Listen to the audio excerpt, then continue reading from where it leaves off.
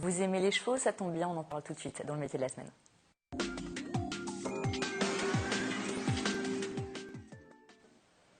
Éric Parcy est un expert du monde équin. Depuis plus de 40 ans, il exerce une profession peu commune, celle de marchand de chevaux. C'est donc pas par hasard qu'il s'est installé dans le département des Yvelines, véritable terre de cheval qui facilite son commerce.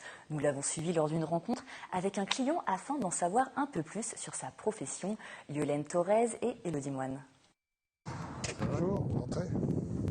Éric Parcy reçoit son client chez lui dans la commune yvelinoise de Laqueux-les-Yvelines. Ensemble, ils discutent du profil des chevaux qui seront présentés tout à l'heure. Il y en a un qui est plutôt un cheval chaud, sanguin. L'autre, par contre, qui se monte avec un gros filet, muserolle française, une martingale, et qui est plutôt un peu froid. Éric Parcy exerce un métier peu connu, celui de marchand de chevaux. Il évalue les animaux, les négocie, les achète et les présente à la vente. Une passion qu'il exerce depuis plus de 40 ans et qui fait de lui un véritable expert aujourd'hui. Bon, on y va alors. Je vous en prie. Pas de temps à perdre, Éric va faire tester ses chevaux à son client dans une écurie quelques kilomètres plus loin. Chez lui, il ne s'agit que d'une écurie de transit. N'ayant pas les installations nécessaires pour faire travailler les animaux, ils sont entretenus et valorisés ici par des cavaliers. Alors celui-ci, le père est un fils de Baloulet du Rouet et la mère Kidam de Revel, cheval de 10 ans. Bruno, le client, cherche un cheval facile à monter pour faire des concours. Il s'est alors tourné vers Éric, qu'il connaît depuis bon nombre d'années. C'est un ensemble de choses qu'on regarde chez un cheval. Qu'est-ce que vous regardez là par exemple? Faut qu'il soit agréable, tout simplement. Pour tout. À regarder, à manipuler, à monter, et confortable. Après avoir scellé et présenté le cheval au client, direction la carrière. Le client observe d'abord l'animal avec son cavalier avant de monter à son tour. Voilà. Fais 1 ou 2 allers-retours dessus comme ça. Vous avez beaucoup de cavaliers qui montent très bien à cheval, habiles, et qui peuvent vous masquer, sans le vouloir d'ailleurs, pas forcément, les défauts du cheval, etc. Vous ne vous en rendez compte que quand vous montez dessus. Lors de l'essai, Éric se fait toujours discret et laisse son client se faire sa propre opinion. Mais grâce à son expertise, il devine rapidement si le contact passe entre les deux. Il est frais, il est tonique, bon voilà. Peut-être un peu de trop, on va dire. On va aller voir l'autre. Bruno ne semble pas convaincu par ce premier essai. D'après lui, la monture correspond mieux à son cavalier actuel. Du poney au cheval de compétition, Éric achète et revend des chevaux de selle de tout type. Un métier auquel il a été initié dès son plus jeune âge, lorsqu'il a croisé la route d'un marchand de chevaux en Normandie. C'est comme dans n'importe quel commerce, le bénéfice se fait à l'achat. Si le cheval est bien acheté, automatiquement, vous en tirez un bénéfice minimum qui vous permet d'en vivre. Environ 3 000 € pour un cheval de promenade, plus de 5 000 € pour un cheval de compétition.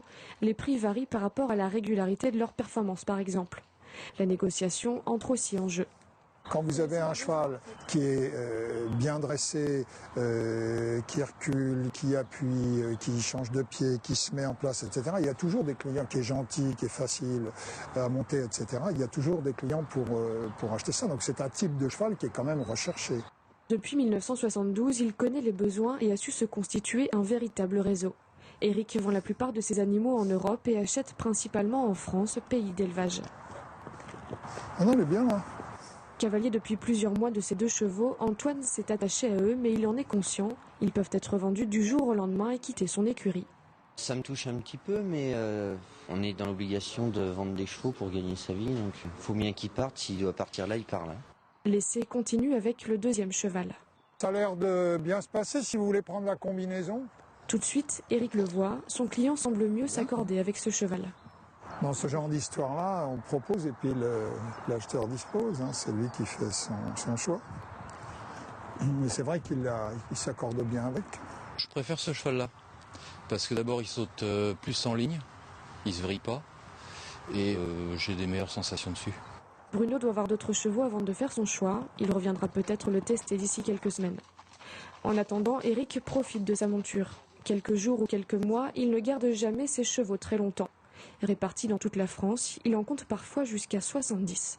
Il y a des chevaux qui sont particulièrement attachants, etc. Et j'ai monté aussi un petit peu en concours, comme ça, etc. Il y a des chevaux, les mains un petit peu avec un petit pincement de cœur, mais c'est la règle du jeu, donc voilà, faut faire avec. Depuis ses débuts, ce passionné ne compte plus les chevaux qu'il a achetés et vendus, sûrement des milliers. La retraite, il n'y pense même pas. Tant que la santé lui permet, il continuera. C'est la fin de notre émission, mais avant de nous quitter, je vous propose de regarder avec moi l'agenda de la semaine.